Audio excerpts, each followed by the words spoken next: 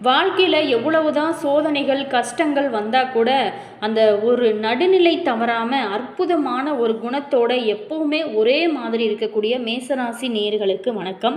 இது ஒரு நெருப்பு ராசிகளில் ஒன்று. இந்த மேசராசி அப்படிங்கிறது 12 ராசிகளில் முதன்மையான ரொம்ப முக்கியமான ஒரு ராசியாகவும் இருக்குது. அதே மாதிரி பல பேருமே நாம் மேசராசியில் பிறந்திருக்கலாமோ அப்படின்னு ஏங்கக்கூடிய அளவுக்கு நல்ல பலன்கள்லாம் அனுபவிக்கக்கூடிய ஒரு ராசி அப்படின்னா இந்த மேசராசி சொல்லலாம்.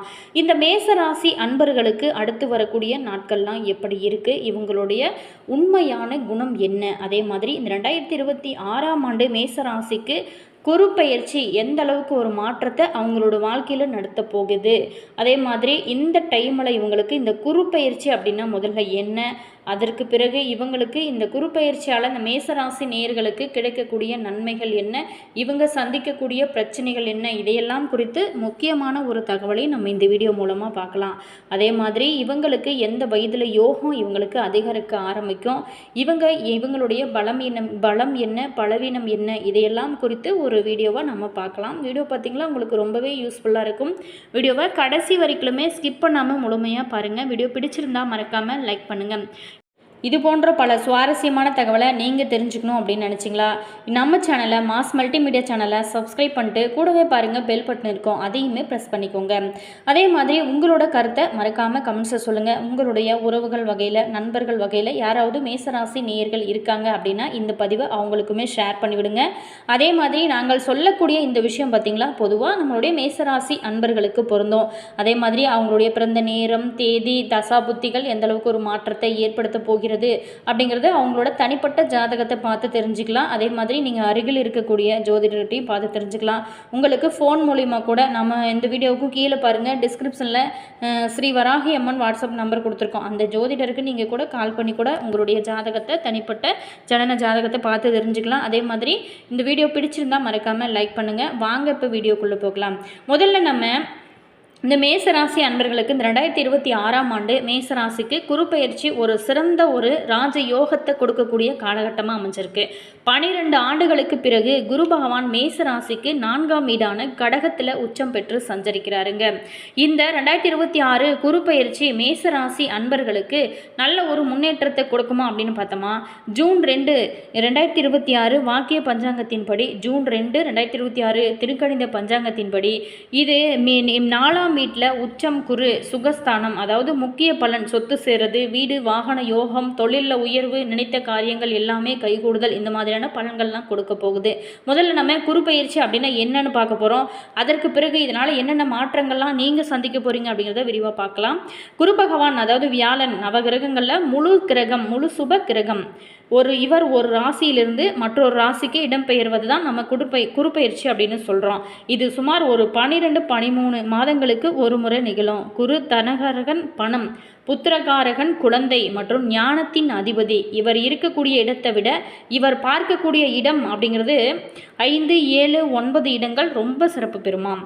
ஸோ இந்த மேசராசி அன்பர்களுக்கு 2026 என்ன நடக்க போகிறது, நிதி மற்றும் பொருளாதாரம், பணவரவு 4ஆம் வீட்டில் உச்சம் பெறக்கூடிய இந்த குரு உங்களுக்கு தன லாபத்தை அள்ளி கொடுப்பார். கடந்த காலத்தில் இருந்த பணத்தட்டுப்பாடு நீங்கும். சொத்து சேர்க்கை கண்டிப்பாக இருக்குது. நீண்ட நாளாகவே நினைத்திருந்த வீடு நிலம் வாகனம் வாங்கக்கூடிய அமைப்பு எல்லாமே இருக்குது. உங்களோட புத்திசாலித்தனத்தினால் நீங்கள் ஒவ்வொன்றையுமே சாதிக்கக்கூடிய அற்புதமான கிரக அமைப்புகள் அமைஞ்சிருக்கு. கடன் நிவர்த்தி, பழைய கடன்கள்லாம் அடைபடுமா, கண்டிப்பாக பழைய கடன்கள்லாம் அழைத்து ஒரு நல்ல ஒரு முன்னேற்றத்தை காணக்கூடிய அற்புதமான கிரக அமைப்புகள் அமைஞ்சிருக்கு. புதிய முதலீடுகள் நல்ல ஒரு லாபம் உங்களுக்கு கிடைக்கும்.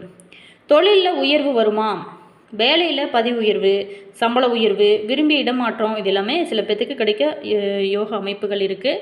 புதிய முயற்சிகள், சொந்த தொழில் தொடங்குறவங்களுக்கு இந்த ஜூன் மாதத்திற்கு பிறகு நல்ல ஒரு பொற்காலம் தான்.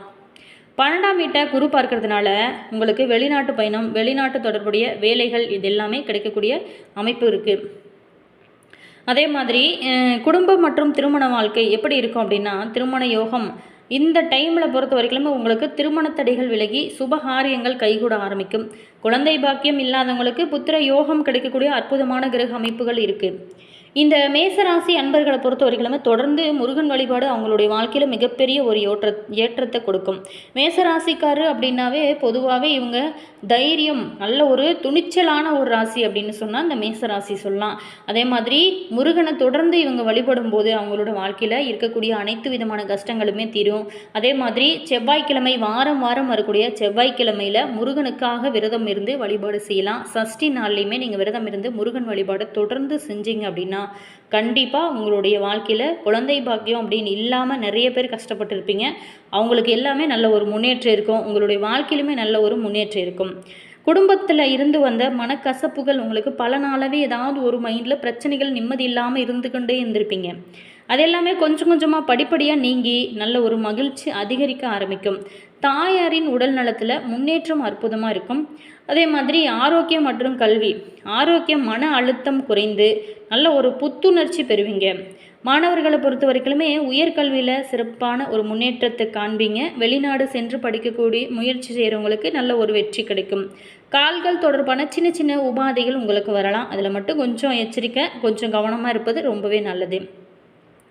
அதே மாதிரி இந்த மேசராசி அன்பர்கள் இந்த டைமில் நீங்கள் சந்திக்கக்கூடிய முக்கியமான மாற்றங்கள் அப்படின்னா வாழ்க்கை தரம் கண்டிப்பாக உயர ஆரம்பிக்கும்.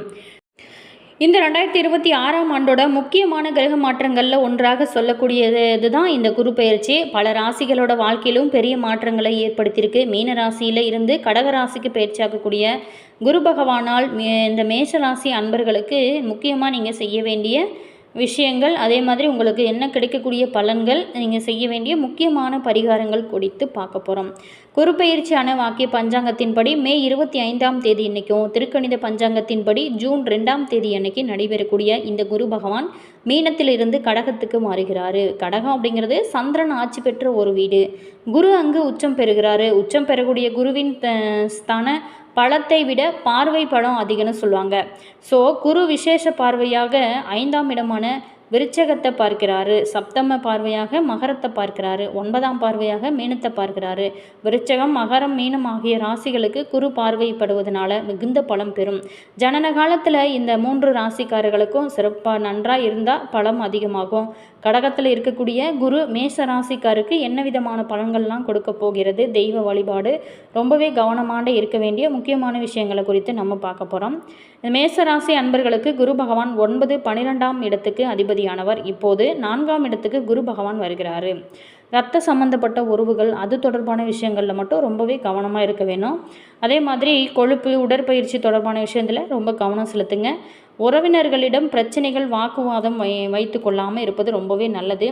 அதே மாதிரி யார்கிட்ட பேசினாலுமே கொஞ்சம் இந்த டைமில் கவனமாக பேசுகிறது ரொம்பவே நல்லது. உங்களுக்கு மன அழுத்தம், மரண பயம் நீங்கும். சுப விரயங்கள் ஏற்படக்கூடிய யோக அமைப்புகள் இருக்குது.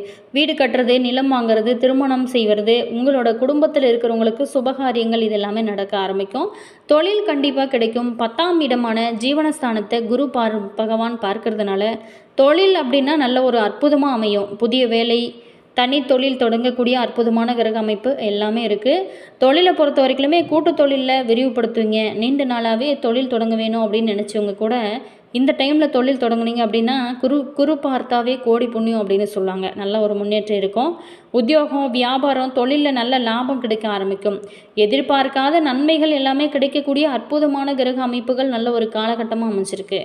ஆரம்பத்தில் இருந்த சிக்கல்கள் தீரும். நிறைய முன்னேற்றங்கள் ஏற்படக்கூடிய அற்புதமான காலகட்டமாக உங்களுக்கு மாற ஆரம்பிக்கும். ஆச்சரியத்தை கொடுக்கும் வகையில் உங்களுக்கு மேன்மை ஏற்படும். முக்கியமாக நீங்கள் வழிபாடு என்ன செய்யலாம் அப்படின்னா, உத்தியோகம், தொழில் மற்றும் வியாபாரம், படிப்பில் இருந்து வந்த தடைகள் எல்லாமே தவிடு பொடியாக நீங்கள் விவசாயம் செழித்து வளர இந்த காலகட்டத்தை பொறுத்த வரைக்குமே நீங்கள் கண்டிப்பாக இறை வழிபாடு இன்னும் நல்ல ஒரு முன்னேற்றத்தை கொடுக்கும். மேசராசி அப்படின்னாவே கண்டிப்பாக முருகன் வழிபாடு உங்களுடைய வாழ்க்கையில் மிகப்பெரிய ஒரு முன்னேற்றத்தை கொடுக்கும்.